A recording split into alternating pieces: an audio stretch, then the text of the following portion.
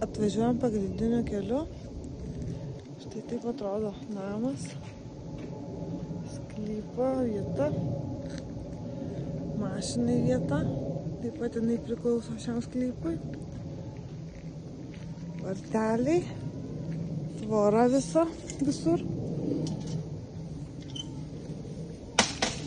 Visur tvora. Štai taip atrodo sklypas.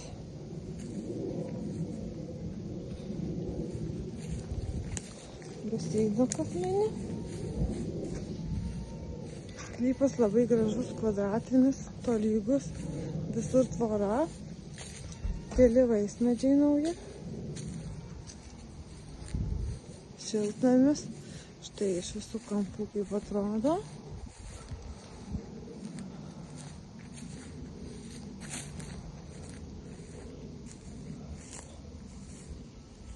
Čia norėjo daryti mini baseiną. Tai atrodo štai taip. Tai jau turim malkinę. Stogas pakeistas malkinės. Malkinė visiškai tvarkinga, naujai padaryta. Užrakinta. Toliau štai visas sklypo video. Ką mes turim? Aplinkui vien gyvenamieji namai, kvartalas superinis, labai geras. Štai iš to taip atrodo.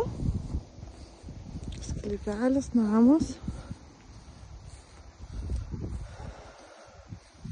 Stogas tvarkingas. Čia yra priestatukas darytas voniai tualetui. Papildomos, lietvamzdžiai, viskas nauja.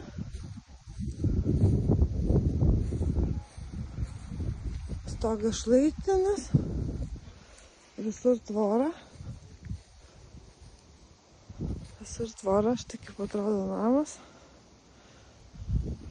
Namas mūrinis, tvarkingas, stogas apšiltintas, naujas, langai sudėti nauji.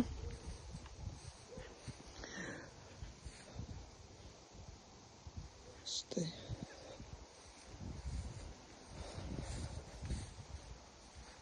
Dangaus turtai. Na, vaizdas toksai.